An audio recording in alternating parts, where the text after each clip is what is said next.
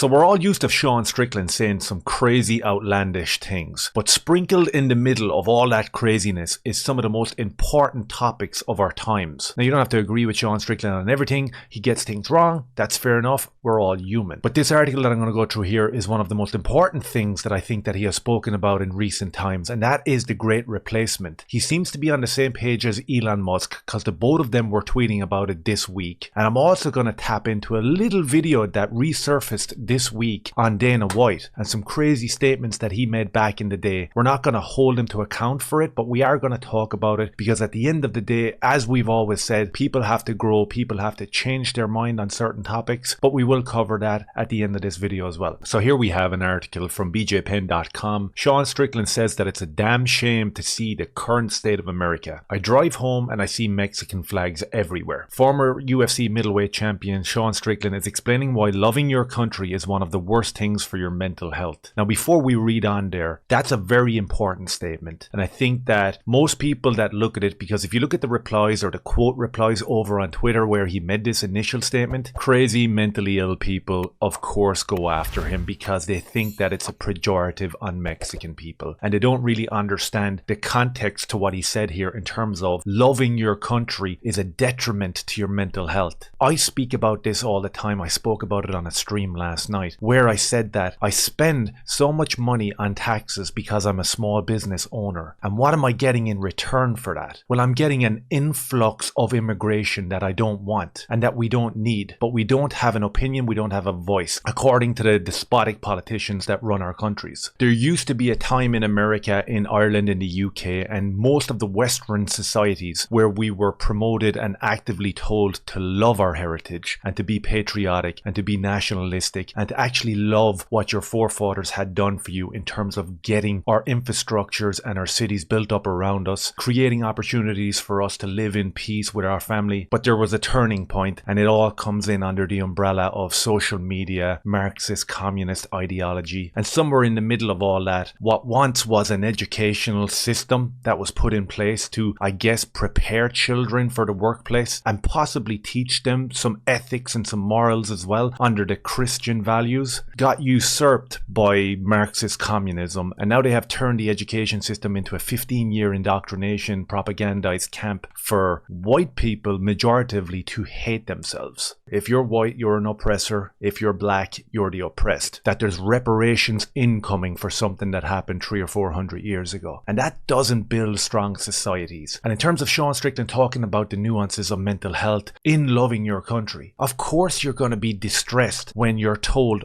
repeatedly that you're some sort of isterophobe because you love your country. When we pay our taxes, we don't get anything in return. We get told to shut up and get back in your house. Just here in Ireland over the course of the last week, we've had some insane scenes from the police force, the foot soldiers of a Marxist government, literally storming into people's neighborhoods, beating them to a pulp, beating them into their houses, beating women and children because they opposed the mass migration into their communities. And I think that it's only fair as an American or as an Irish person to actually hold up your hands and say, listen, what the government are imposing on our cities and our towns and our countries, we don't agree with it. Because at the end of the day, they work for us. So when Sean Strickland makes statements like this, and in the same week we have Elon Musk making statements like this, the problem with the great replacement theory, it's not a theory if you don't have $1 billion like him or a couple of million in the bank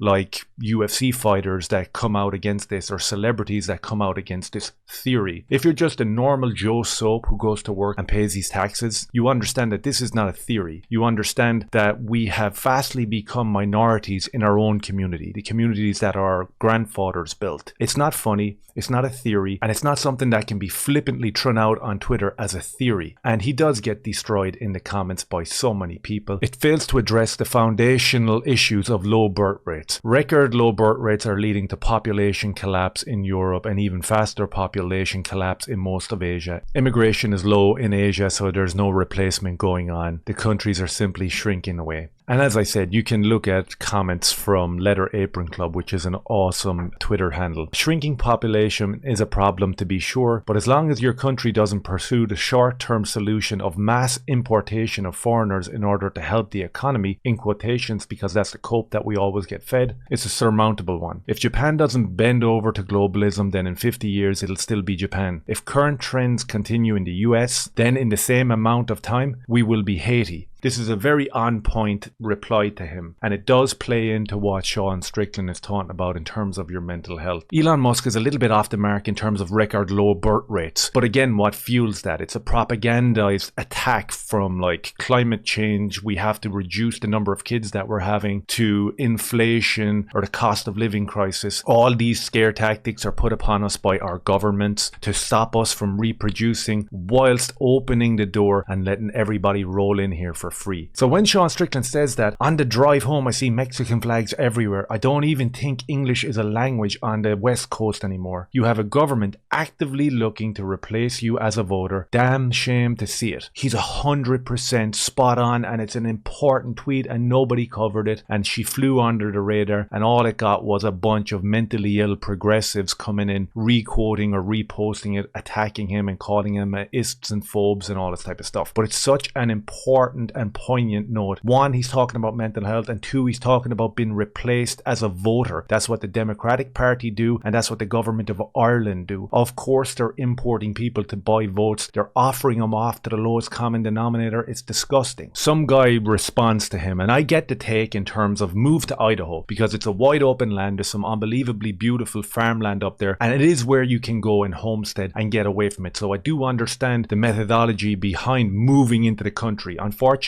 for us here in Ireland, that's not an option, because there's plantations happening in the countryside as well. We're at the point here in Ireland that there's not even a house or a building that we're putting 150 sub-Saharan Africans into. We're actually renting fields and banging them in there in tents in the middle of a community, in the middle of a neighborhood where someone has busted their ass to get a mortgage. Now we have 150 lads sitting in a field right across the way. No job opportunities, no money, nothing to do. What do you think the outcome of that would be?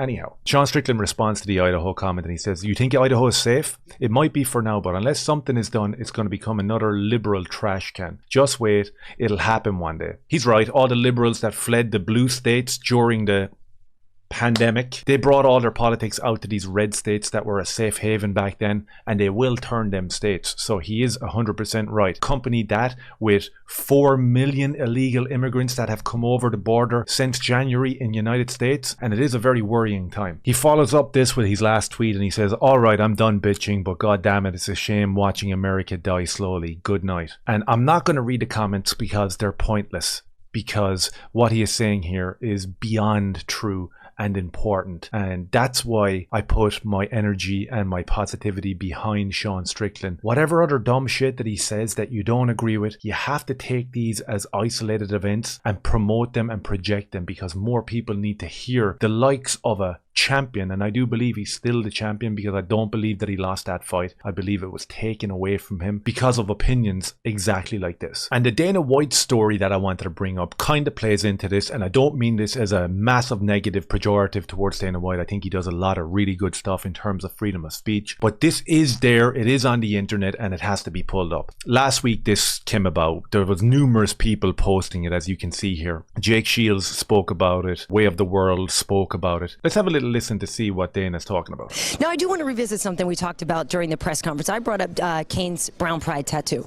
A lot of people have a problem with it. They basically say, I can't have the equivalent. I can't have one that says white pride. What's your take on that? Completely different. Anybody, let me tell you what, if you're saying I should have a tattoo that says white pride, that tells us where you're at right off the bat, okay? Number one. What brown pride means, he's proud to be Mexican. He's proud of his heritage. You can put on it, you know, if you're Italian, or if you're, like I said, I grew up, you know, when I lived in Boston, you had guys with Italian this, Irish that, you know, everybody had a tattoo on themselves of their ethnic background.